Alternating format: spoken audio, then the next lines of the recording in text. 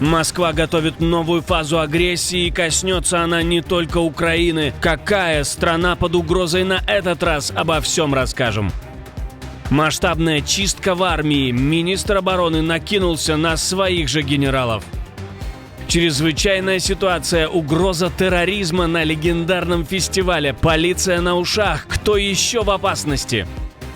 Не только Орбан, неожиданные союзники премьера Венгрии вбивают клин в единство Европы. Илон Маск внезапно решил составить завещание. Что произошло, а главное, где он собирается провести свои последние дни? Об этих и других самых главных событиях вечера среды 1 октября. Самые важные и срочные новости, эксклюзивные подробности. Вы смотрите информационный выпуск «Нехта». Оперативно о событиях в России, Беларуси, Украине и мире. Раньше и понятнее других. Все, что нужно знать сегодня. Европа может оказаться втянутой в войну. Все из-за провокации Кремля. Об этом предупреждает Американский институт изучения войны. Москва и Минск готовят диверсии в Польше, но планируют обвинить в них Украину. По данным института, российская служба внешней разведки уже разогнала версию о том, что Киев якобы собирается ударить по критической инфраструктуре Польши под чужим флагом. В сценарии Москвы диверсионные группы якобы из Легиона Свобода России и полка Калиновского, которых должны захватить польские спецслужбы и показать как доказательство. Эксперты уверены, все это попытка заранее оправдать возможные теракты со стороны России или Беларуси и переложить ответственность на Киев. Нарышкин и СВР РФ фактически анонсировали собственные планы. Главная цель операции с дронами в небе стран НАТО, а также возможная в будущем попытка захода ДРГ россиян, проверка реакции Альянса, а также попытка повлиять на европейцев. Их хотят запугать и снизить поддержку Украины. Не получится.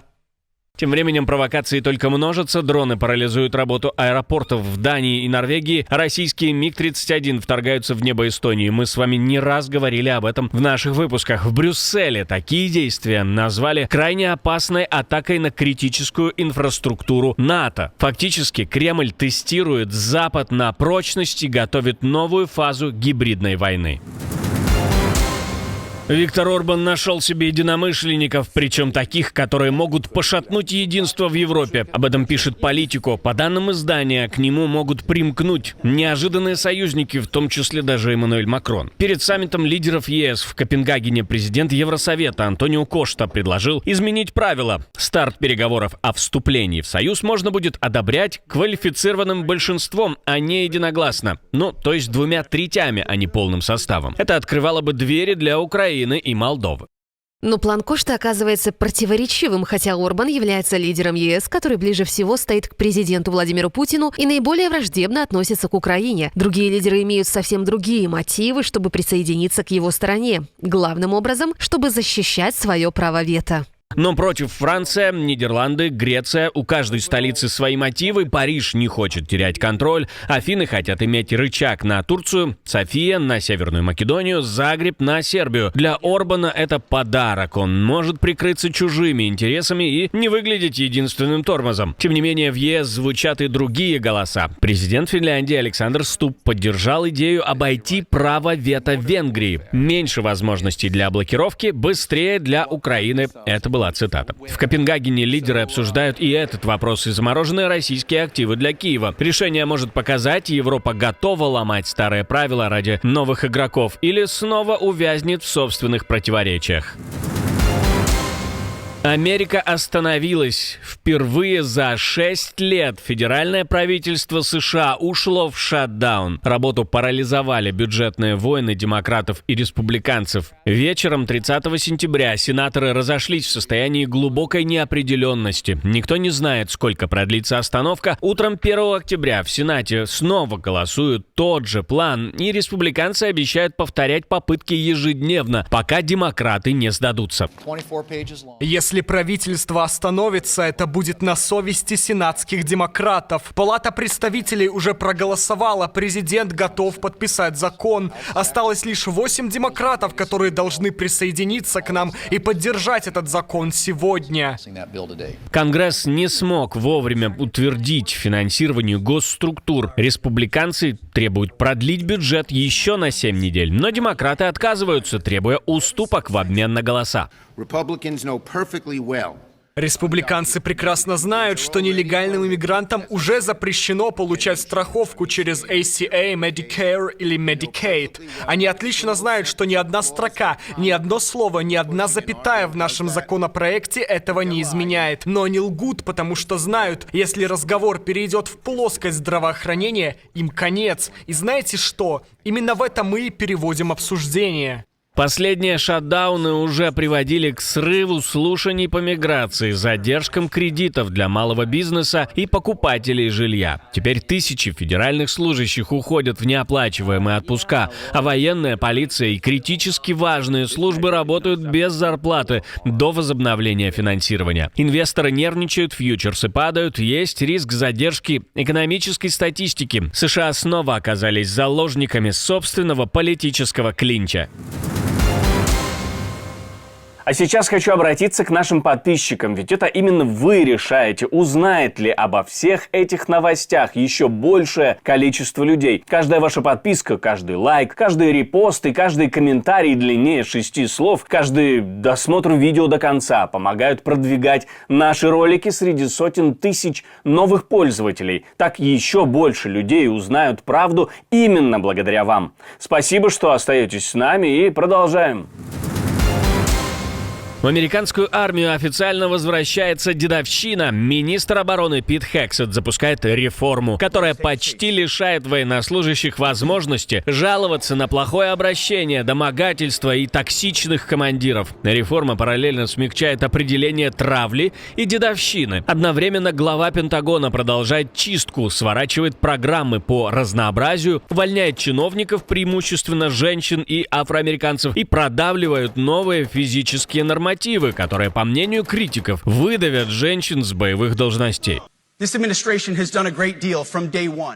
С самого первого дня эта администрация сделала многое, чтобы избавиться от социальной справедливости, политкорректности и токсичной идеологии, заразивших наше ведомство, чтобы вырвать политику с корнем. Больше никаких месяцев идентичности, офисов Дэй и мужиков в платьях. Никакого больше поклонения климату, никакого раскола, отвлечений и гендерных заблуждений. Больше никакого мусора. Как я уже говорил и повторю еще раз, мы покончили с этим дерьмом.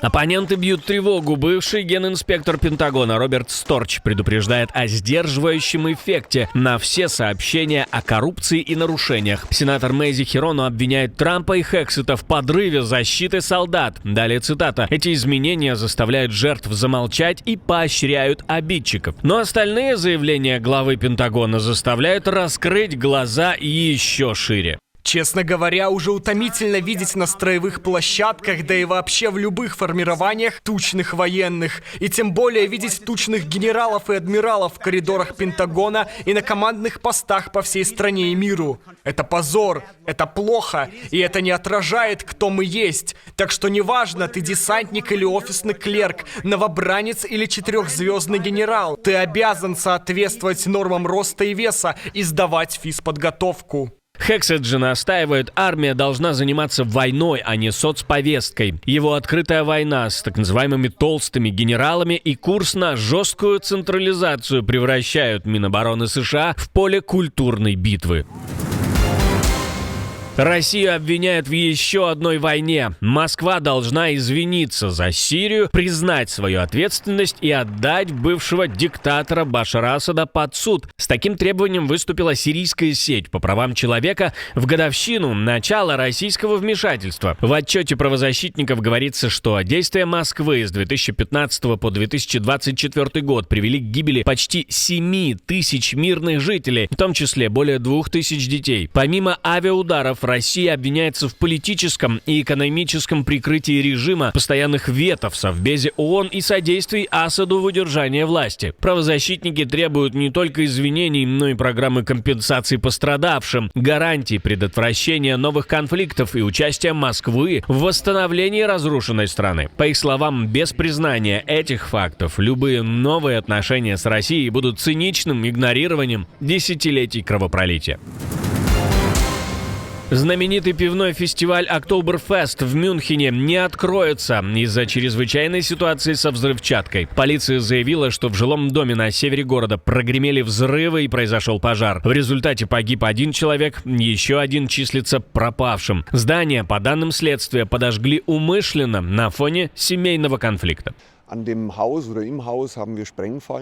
Мы обнаружили растяжки в доме и внутри дома. Спецподразделения находятся на месте и при необходимости обезвредят взрывные устройства. В данный момент мы расследуем все возможные версии и проверяем другие объекты, которые могут быть связаны с этим инцидентом, в том числе Кирезиенвизе, место проведения Октоберфеста, из-за чего открытие праздника сегодня задерживается. Из-за возможной связи инцидента с другими объектами полиция перекрыла часть районов и задержала открытие фестиваля. Правоохранители подчеркивают, прямой угрозы Октоберфесту нет, но проверка территории продолжается. Маск составляет завещание. Основатель SpaceX Илон Маск вновь взбудоражил соцсети. В своем X, бывший Twitter, миллиардер написал, что собирается жить и умереть либо в США, либо на колонизированном американцами Марсе. У меня есть один паспорт, сейчас и навсегда, Америка. Я буду жить и умру здесь. Или на Марсе, как части Америки.